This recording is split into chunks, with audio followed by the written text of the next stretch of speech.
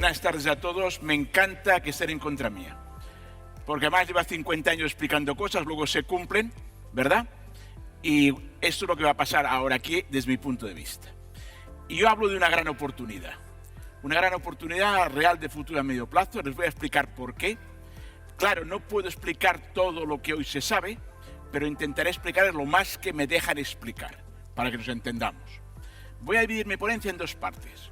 Una primera en la cual hablaré de la situación actual, sobre todo la situación poblacional, los recursos finitos, que es un elemento clave aquí, del agua, las 3 preguntas claves cara al futuro. No olvidemos la utilización de superficie agrícola útil y agua por parte de la ganadería tradicional, los grandes retos que tenemos planteados, posibles, recomendables vías de actuación. Obviamente son vías técnicas, no entro para nada en temas morales, éticos o estéticos, y he hecho un cálculo por un modelo de ajuste de mínimos cuadrados, cuáles son las necesidades que puede haber de la población global en el 2050, estamos hablando de 10.000 millones, si consumieran lo mismo que consumen ahora per cápita, ¿de acuerdo?, en aquel momento. Y llegar a unas conclusiones parciales. Esto me llevará a la segunda parte de la ponencia, que hablaré precisamente de lo que es la carne en el laboratorio todavía, pero no es carne de laboratorio, es carne sintética, como ustedes la quieran llamar. Lo que pasa es que sí es verdad lo que dice doña Bárbara, que está en el laboratorio, eso es verdad. Llegaré a unas primeras conclusiones y hablaré de previsiones. Previsiones tal y como las vemos hoy, 2019, 5 de marzo. Para finalmente concluir con una serie de ideas que espero que les sean de utilidad para finalmente llegar a un epílogo de proyección cara al futuro. Empecemos. Muy importante aquí el tema de esta famosa frase de que lo importante es saberse adaptar.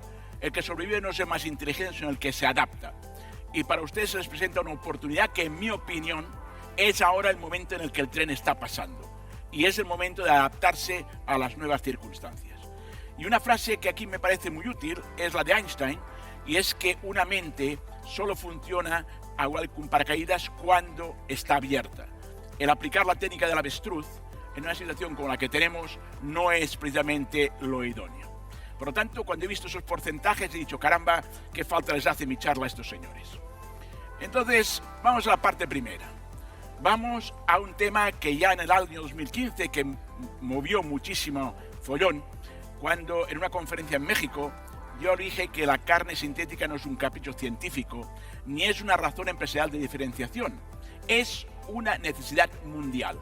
Esa es la clave, para poder afrontar con una cierta garantía la hambruna presente y sobre todo la hambruna futura del planeta Tierra. Y aquí, si yo tuviera tiempo, les hablaría de Hedwig en la última reunión que tuve el placer de estar con él, en esta reunión de las llamadas 100 mentes que se hace o se hacía una vez cada 2 años en Nueva York. Bien, entonces en este marco, obviamente, el problema está aquí. Y esto lo conocemos todos. También es verdad que mercado es aquella zona del mundo donde pueden pagar los productos que quieren comprar. Si no los pueden pagar, evidentemente no es mercado. Por lo tanto, el primer gran problema que tenemos aquí es la evolución poblacional. Tienen ustedes aquí un par de datos. En el año 60 éramos 3.000 millones. El 1 de marzo de este año somos 7.800 millones. Y la previsión para el 2030, 8.300 millones. Para el año 2050 ya estamos hablando de 10.000 millones de personas. Y aquí hay otro problema adicional, que es la urbanización de la población, es decir, cada vez más urbanitas y menos el medio rural, con toda la problemática que tiene no solo de las ingestas, sino de los subproductos generados. Y, por supuesto, hay una problemática añadida, que es el crecimiento sesgado y el crecimiento incontrolado. Por ejemplo, una noticia fatal para este tema es el tema de que China ya permite más de un hijo en razón de que tiene 400 varones sin hembra. Entonces, naturalmente, han tenido que tomar medidas desde el punto de vista demográfico. No entro más, lo dejo ahí, en el coloquio podemos hablar de ello. Entonces, para mi modo de entender, ¿cuáles son las coordenadas que definirán a medio plazo el futuro de la humanidad? Pues fundamentalmente la alimentación por una parte, vinculada a la energía obviamente, y con la contraprestación o la parte del cambio climático que afectará enormemente la situación. Por el tema de la pérdida de agua potable, el tema del crecimiento del nivel del mar, el tema de la inundación de zonas tópicas de residencia, el que habrá de haber una movilización, tal y como se calcula, de unos 1.000 millones de personas, que hace unos 500 millones que han migrado desde el año 50 del campo a la ciudad, etcétera, etcétera. Y por otra parte, la demografía cambiará. ¿Por qué? Hay un crecimiento demográfico que se va a ser moderado, pero hay una urbanización y sobre todo un envejecimiento. Es decir, cada vez vivimos más y en unas condiciones que necesitamos consumir, y todo esto unido a las migraciones que ya he mencionado. ¿Y cómo está el mundo? Yo el mundo lo divido en 4 partes, para hacerlo muy sencillo. Por una parte, personas hambrientas, hoy 1.100 millones, últimos datos FAO-ONU, 3.000 millones malnutridas, 1.400 millones obesas y 2.200 millones más o menos en condiciones de peso, masa corporal más o menos correcta. Y esto evidentemente es una situación geoeconómica insostenible, como ustedes pueden bien comprender. Donde hay más número de hambrientos es Asia, pero África es la región con un mayor grupo de desnutrición o mayor porcentaje de desnutrición, y ahí está el problema que tenemos respecto de África, ¿verdad? Con las migraciones, las partidas y todo lo que ustedes conocen, que solo es la punta del iceberg de lo que viene detrás. Y esto es uno de los temas que hoy de verdad preocupa, creo yo, a la humanidad. Y les voy a dar un dato que para mi modo de entender es muy significativo, y es que si yo calculo cuál es la superficie agrícola útil disponible y lo comparo entre el año 70, que eran 0,38 hectáreas por habitante, y lo que será en el año 2050, 0,15, pues evidentemente, como ustedes comprenderán, y no hace falta ser ingeniero agrónomo, con 0,15 hectáreas por unidad de consumo es imposible generar el alimento suficiente. Por lo tanto, esto, tal y como está así, ni aplicando organismos genéticamente modificados, ni clonaciones, se puede llegar a satisfacer esta necesidad. Ese es el gran problema que tenemos, y del cual, por cierto, se habla muy poco. Y por otra parte, el problema mayor que vamos a tener va a ser el agua. Llevo ya muchos años diciendo que las futuras batallas, guerras, enfrentamientos serán por la superficie agrícola útil y por el agua. No por el petróleo, que es un tema que está superado, o prácticamente superado, ni no tampoco por posicionamientos geopolíticos. ¿Qué pasa con el agua? Pues con el agua pasa que hay una crisis muy importante, no solo por la realidad de la naturaleza, lo que está pasando, calentamiento global, por ejemplo, sino porque los recursos hídricos los estamos gestionando francamente mal. Piensen, por ejemplo, en los regadíos en España, o piensen en el agua que ustedes malversan y yo malverso todos los días del año. Pues esto naturalmente multiplicado por estos 7.800 millones de personas, pues ya tienen ustedes una idea de lo que estoy hablando. Dicho esto, hay 3 preguntas claves a mi modo de entender, que es con las que nos hemos de enfrentar todos. Estamos, en primer lugar, en un mundo prácticamente en un entorno cuasi cerrado. Es decir, no hay muchas posibilidades de salir de ahí de momento. Entonces, las 3 preguntas son, primero, en este mundo de agricultura y ganadería, frente a una población cada vez más urbana, ¿podemos o puede la tierra satisfacer las demandas alimenticias de sus habitantes? La segunda pregunta, ¿los podrá satisfacer en un futuro a medio plazo? Tercero, ¿qué papel puede jugar o juega la ganadería en su concepto actual, es decir, el concepto tradicional de ganadería industrial que hoy tenemos? Obviamente, estas preguntas son las que intentaré contestar en los próximos minutos. ¿Cuáles son, en mi opinión, los 4 grandes desafíos que tenemos planteados en el mundo? El primero, obviamente, lo acabo de decir, el asegurar el correcto alimento a la población, porque obviamente por comer la gente mata. Y obviamente también hay una gran diferencia de lo que pasa hoy y lo que pasa hace 100 años, que es la información. Esto es lo que ha cambiado todas las reglas del juego. Antes, lo que acontecía en el primer mundo era prácticamente desconocido en el cinturón subsahariano. Hoy no. Y esto naturalmente cambia las reglas del juego de una forma exponencial. Obviamente, habremos de proteger los ecosistemas en el planeta. Yo siempre digo que si un extraterrestre o un ser extraterrestre viniera a este mundo, pues desde luego no le apetecería nada conquistarlo, viendo que la especie dominante se mata entre sí y destruye al medio. Por lo tanto, es una de las cosas que habrá que corregir, entiendo yo. Y por supuesto, habrá que reducir los riesgos medioambientales y hacer frente a esta incertidumbre de recursos a la que hacía mención. ¿Y qué habremos de hacer? Pues aplicar de forma racional y segura todos los avances científicos y técnicos que vamos consiguiendo. Y obviamente evitar perjuicios y sobre todo, yo esta tarde lo he estado viendo una y otra vez, ¿no? Yo creo que el gran problema que topamos aquí es con la falta de formación. Cuando hay falta de formación es muy difícil entender las cosas. Y cuando uno no entiende, le genera duda. Y cuando le genera duda, le genera miedo. Y cuando le genera miedo, le genera una reacción negativa. Y estos son los grandes ciclos en los que estamos metidos. ¿Y qué exige todo lo que yo estoy explicándoles a ustedes? Pues un cambio de mentalidad muy importante en la sociedad y por ende en nuestros líderes. Que tendremos que tener líderes que hoy no tenemos, que es otro de los grandes retos que tenemos planteados. Hoy, desgraciadamente, estamos inmersos en el pantano de los mediocres y esto repercute en toda la sociedad. Dicho esto, ¿qué podríamos hacer? Bueno, pues lo primero que podríamos hacer, y no me meto en temas ni éticos, ni estéticos, ni morales, es controlar realmente el crecimiento de la población. Por otra parte, obviamente en este marco, distribuir y redistribuir lógicamente los recursos, lo cual significa bajar los consumos en las zonas desarrolladas, recuerden 1.400 millones de obesos, bien, y por supuesto estructurar mejor los consumos en las zonas de vía de desarrollo y lo más importante, el aumentar las producciones y los consumos en las zonas subdesarrolladas. Yo creo que esta figura que tienen ustedes aquí, que es real, absolutamente real, actual, pues es inadmisible. Pero no es que sea inadmisible solo moral, ética y estéticamente, sino que es inadmisible geopolítico-económicamente. Y esto es lo que va a determinar grandes movimientos de masa y grandes inseguridades y grandes problemas en la sociedad. Que luego hablaré de esto, porque esto va parejo a la quiebra de unos valores. Y todo esto, obviamente, unido a aplicar urgentemente en las producciones agrícolas, todas las tecnologías disponibles, que naturalmente hay que aplicarlas bien, con seguridad. Lo que hablamos esta mañana hace un rato de los antibióticos, exactamente lo mismo. Organismos genéticamente modificados, clonaciones. Yo muchas veces doy charlas sobre organismos genéticamente modificados y la gente se aterroriza cuando ustedes y yo somos genéticamente modificados. Y clonaciones, pues no hay mucho que hablar aquí. Aquí tienen ustedes cultivos clonados, para empezar, y abajo tienen ustedes, en China, productos clonados en granjas de porcino. Granjas verticales, por cierto, de 20.000 cerdas por unidad. Y a la derecha de todo, clonaciones de vacuno, en Argentina en este caso, que es donde también clonamos a un toro de una ganadería brava. Y aquí tienen ustedes un organismo genéticamente modificado. Es un señor salmón con un elemento de la trucha, un gen de trucha que le permite crecer. Y tienen ustedes la comparación en cómo crece el nuevo salmón frente al salmón tradicional. Y no pasa nada, evidentemente. Un gorila tiene el 98% de la base genética nuestra y tampoco ocurre nada.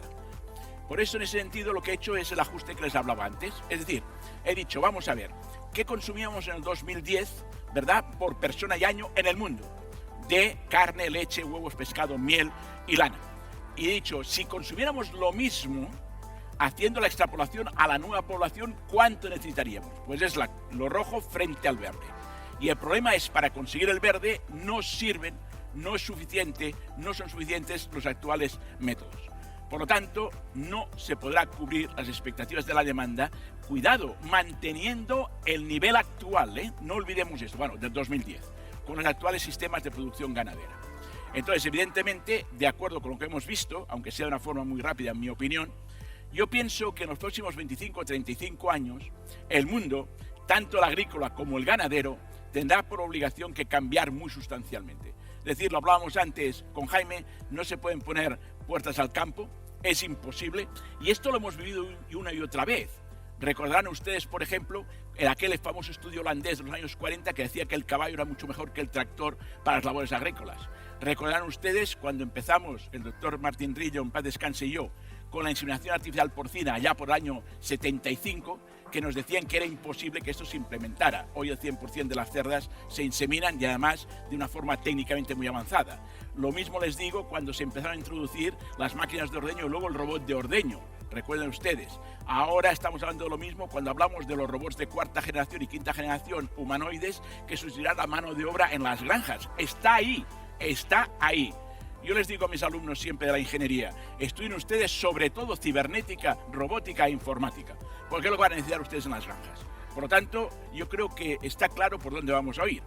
En definitiva, aumentará la tecnificación de las materias primas y en la alimentación humana y animal en general. Que no olviden ustedes que compiten por materias primas fundamentales, como por ejemplo el maíz.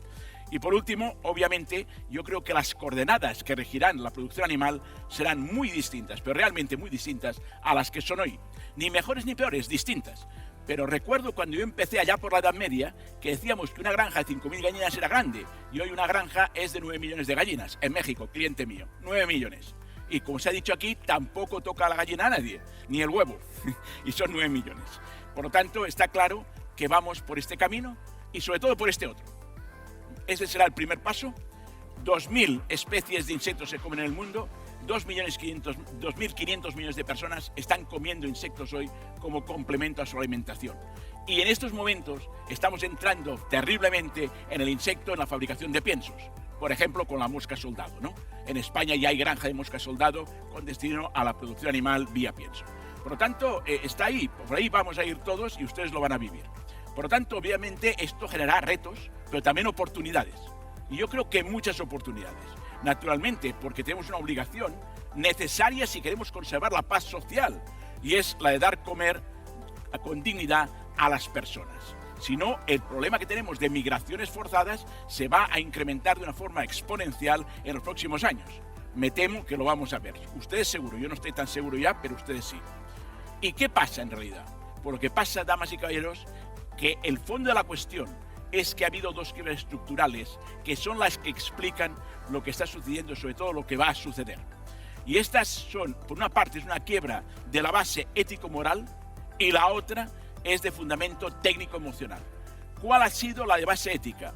Pues que se ha roto la cultura judeocristiana, que era la que regía en el primer mundo y, por decirlo así, llevaba la pauta en la zona más avanzada del mundo. Está quebrado. Y ha quebrado sus bases éticas y sus bases morales. Y por otra, obviamente, la propia producción. Hemos pasado del cazador-recolector al empresario industrial agrario del siglo XXI y ahora pasaremos a otro tipo de ganadero y de agricultor, pero sobre todo ganadero, que va a ser un empresario de corte industrial para fabricar lo que ahora les voy a explicar. Por lo tanto, todo esto al final, ¿a dónde nos lleva? Pues nos lleva evidentemente a la generación de lo que hemos llamado, se está llamando, carne en el laboratorio, carne artificial, sintética o cultivada. Y les voy a explicar hasta donde puedo explicar. Y luego en el coloquio hablaremos un poco sobre eso. ¿De qué estamos hablando en realidad? Estamos hablando de una carne. Entendido carne como proteína de origen animal. ¿Producida a partir de qué? De la réplica de células madres. Primera cuestión, en estos momentos estamos con 6 tipos de células madres están analizando cuáles van a ser las más adecuadas en cada caso para generar esta proteína. Evidentemente, una vez tengamos el almacén de células madres, pues será mucho más fácil el ir a la fase industrial, que es la que nos falta y que hay tiempo todavía para ella. Pero fíjense que estamos avanzando en muchos sistemas. Por ejemplo, en el año 2016, por primera vez, se habló de la posibilidad de que la mujer fuera hermafrodita completa. Bueno, pues acaban los japoneses de demostrar que es posible. ¿Cómo? Consiguiendo células germinales a partir de la sangre de la mujer. Por lo tanto, está claro que la reproducción con fines de generar un descendiente ya no va a ser necesario, por lo menos en hembra. Vamos a ver luego en machos si es capaz en esta fase germinal buscar el cromosoma Y. Pero quiero decirles que hasta ahí estamos avanzando, por lo tanto vamos en paralelo a los avances, ¿saben?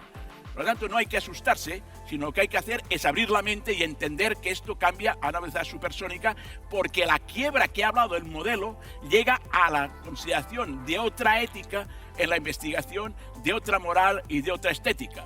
Acuérdense de los niños genéticamente alterados, que falta saber si es verdad o no, pero ahí están las comunicaciones. Por otra parte, esta proteína va a contener nutrientes naturales y no va a contener productos químicos. Y por supuesto tampoco antibióticos. Bien, como base. Entonces, la carne sintética, cultivada, artificial, no es una utopía. Es casi o cuasi una realidad técnica, pero no comercial aún. Es decir, lo que no tenemos, y lo voy a decir varias veces, es el paso desde el laboratorio hasta la industria fabricante de este tipo de carne. Y esto tardará 8 o 10 años. Se dice hoy. Le explicaré dónde están los grandes retos todavía. Primero ya lo ha visto, el tipo de célula madre. ¿Qué contendrá esta proteína, esta carne? Pues fibras musculares, tejido conjuntivo, grasa, por supuesto arterias, venas, pero no tendrá hueso, por ejemplo. Y por lo tanto no es un sucedáneo. Quede claro, es un producto distinto de la misma familia, proteína de origen animal.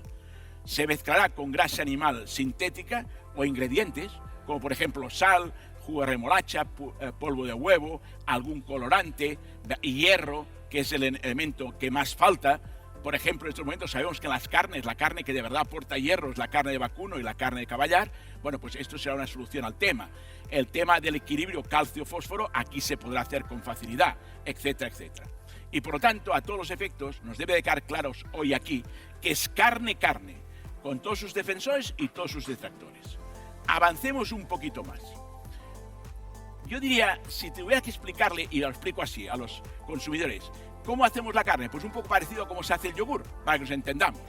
Entonces, está claro que lo que se trata al hacer la carne in vitro es partir de células musculares y aplicar una proteína que ayuda a crecer, es decir, un elemento dinamizador de este proceso, lo que llamamos el turbo. Bueno, el turbo ya está conseguido. Lo que no está conseguido es el sustrato sobre el cual ha de crecer. Hasta ahora se está tomando, eso lo hablaba antes con Jaime, de tipo animal, y esto no puede ser. Es muy caro, es ineficiente, deja residuos y están buscando el vegetal. Este va a ser un paso complicado, pero se va a solucionar. Y por otra parte, evidentemente, luego habrá que ver cómo le damos la forma, etcétera, etcétera. ¿De acuerdo? Por lo tanto, lo que está claro es que tenemos un argumento base. Aquí tiene usted la comparación entre una carne natural y una carne artificial, y ya no se distinguen. El sabor, yo hablaba, me parece que era con Maite, que lo habíamos probado ya y desde luego no notas diferencia. Cuando haces un test ciego no notas la diferencia. Y por otra parte, lo que está claro es que hoy en el año 2019 todavía hay notables obstáculos técnicos que vencer y que superar para llegar a la economía de escala. Es verdad que la semana pasada ha habido la primera publicación en la cual, la publicación en la cual dice que ha conseguido una hamburguesa de tipo bovino a $10. Bueno, se está acercando mucho frente a aquellos $345.000 de la primera, ¿verdad? Esto me recuerda mucho la evolución de los ordenadores, exactamente igual. Entonces, ¿de qué estamos hablando en realidad? Pues se trata de un nuevo tipo de alimento en vías de construcción, cierto. Todavía han de resolverse grandes dificultades técnicas, pero como ha dicho doña Bárbara, hay grandes capitales ahí, ¿de acuerdo? Empezando por Bill Gates y otras grandes fortunas norteamericanas que han volcado muchos cientos de millones de dólares en el tema. Por ejemplo, respuestas que habrá que responder en cada caso: qué tipo de célula madre, qué sustrato, qué bioreactor, etcétera. Y lo que nos falta, y tardará esos 8 o 10 años, pienso yo hoy, igual se acelera, no lo sé. Hay ciertos indicios que se puede hacer algo, pero no estoy en disposición de explicar esto, para pasar del laboratorio a la fase industrial. Luego, en el futuro, obviamente convivirán la granja tradicional, la producción tradicional y la fábrica de proteína, que llámenlo ustedes como les parezca más oportuno. Por lo tanto, ¿cuáles son los objetivos? Por una parte, frente a la demanda, atender una demanda global creciente. Ustedes podrán elegir. En zonas del tercer mundo no, porque sea una carne al final, sobre todo la tipo pollo, que será más barata que la natural. Nosotros podremos atender nuestras apetencias según queramos. Y entonces los biguis pues podrán optar, quieren comer esta, quieren comer la otra, quieren comer vegetales, lo que crean más oportuno. Pero medioambientalmente presenta ventajas muy importantes frente a la ganadería tradicional. Por una parte, desacelera algo, o una parte importante, el impacto medioambiental y sobre todo el que se generaría con una superproducción cárnica natural en el mundo. Y en este contexto hay que tener en cuenta que prácticamente con el sustrato biodegradable y todo el modelo que está estableciendo no habrá prácticamente subproductos y no habrá residuos. Y por otra parte hay un argumento potentísimo comercialmente hablando, que es el de bienestar animal. Es decir, evitaremos el sacrificio diario de millones de animales. Y esto además, ¿qué aportará? Ahorraremos energía, superficie agrícola útil, agua, tratamiento de subproductos, eliminación de gran parte de residuos en esta producción, claro, por lo tanto en el global por unidad producida disminuirá y sobre todo limitaremos mucho lo que llaman el sufrimiento animal. Por lo tanto, como pueden ver ustedes, las armas comerciales son potentes en este mundo. Pero, insisto, hay notables dificultades técnicas que resolver para pasar de la fase laboratorio, que está bastante avanzada, tanto a nivel de Israel como Estados Unidos, como alguna otra zona del mundo, que ya verán ustedes próximamente, yo creo que hasta final de este año se publicará, donde hay avances importantes, entre otras cosas porque, por ejemplo, la NASA está súper interesada en el tema. ¿Y qué propone la carne sintética? ¿Cuál es el objetivo, verdad? Bueno, pues por una parte, ser amigable con el medio ambiente, generar muy pocos subproductos y además subproductos que junto con los cero residuos sean biodegradables, ser muy saludable, sin antibióticos y con los aditivos que sea perceptivo, por lo tanto, bueno para gente con problemas de glucosa, gente con problemas de almidón, todo esto lo podemos hacer muy a la carta. Yo creo que legislativamente será fácil acotar y fijar las reglas del juego, y esta producción a la carta bien sustentada pues será, a mi modo de entender, económicamente interesante. Los estudios que en estos momentos hay, las predicciones, es que una hamburguesa tipo vacuno, para que nos entendamos, puede estar saldrá al orden de $2 la hamburguesa. Es la idea que hay hoy, partiendo de esos $5 ya conseguidos. Y por supuesto, esto que ha hecho, porque sea muy interesante para grandes inversores. Y yo creo que esta es una oportunidad que ustedes no deben de dejar pasar. Es decir, el mercado lo va a demandar y alguien lo hará. Lo lógico sería que lo hicieran ustedes, que están en el sector y saben muchísimo de todos esos temas de la carne, del mercado, del cliente, de la demanda, etcétera, etcétera. Aquí tienen ustedes, por supuesto, algunos de los grandes capitales que están en el juego y, desde luego, e insisto, yo creo que será muy importante acertar en las estrategias comerciales en su introducción en los mercados. Al final, aquí lo que habrá es una lucha contra el rechazo emocional. Pero yo digo lo siguiente, para nosotros, sobre todo para los viejos como yo, esto es bastante lejano.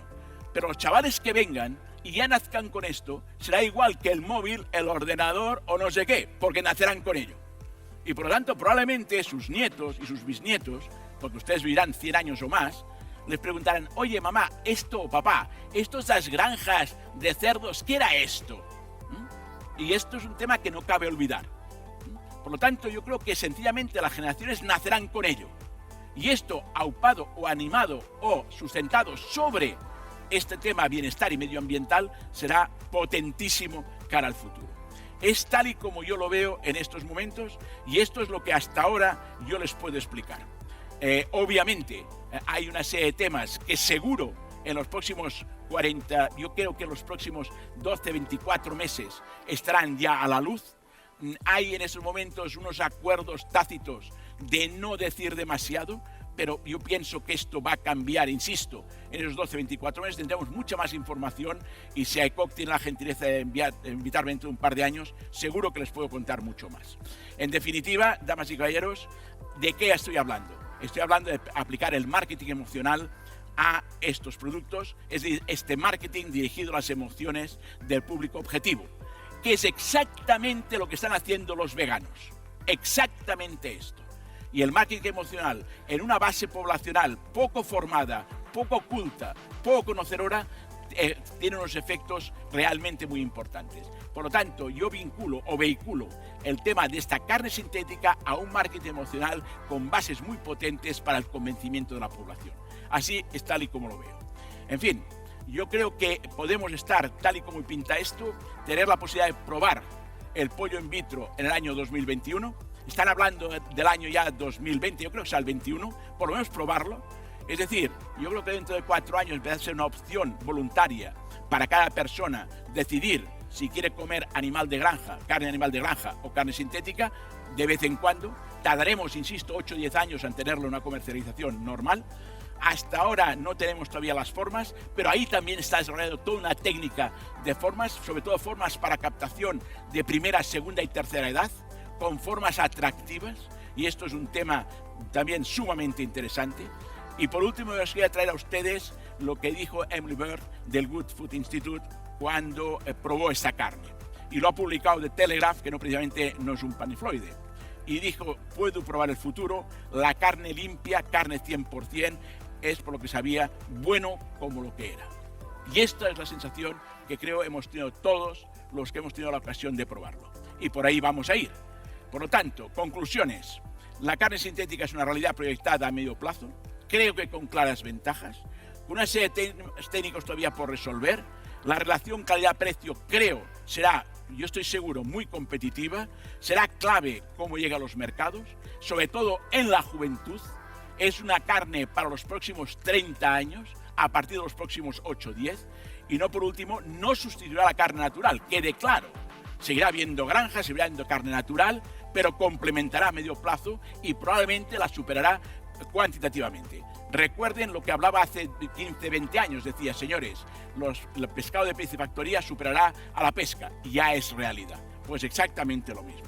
En definitiva, lo que se evitará será el sacrificio de cientos de millones de animales de renta, obteniendo un producto muy apto para el consumo.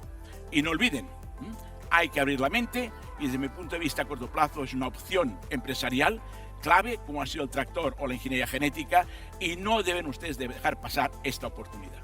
Al final, recuerden, hoy hay gallinas que en 100 semanas producen 500 huevos. En mi casa, en mi abuelo, las gallinas producían 130 huevos en el mismo espacio de tiempo. Así es el mundo, así es la ganadería y así avanza esto. Y he terminado. Ha sido un verdadero placer estar aquí de nuevo con ustedes. Veo que están ustedes bastante más viejos que la última vez, y yo más joven. Estoy encantado. He dado la visión de tal y como lo veo. Ustedes no se lo creen, pero empiénselo a creer. Creo haber sabido o haber intentado por lo menos ilustrar esta cuestión, y mi deseo y mi esperanza es que ustedes sean como las águilas, que vuelen muy alto y vean el conjunto y esto les permita tomar decisiones adecuadas. Damas y caballeros, un placer, muchas gracias, muchísimas gracias.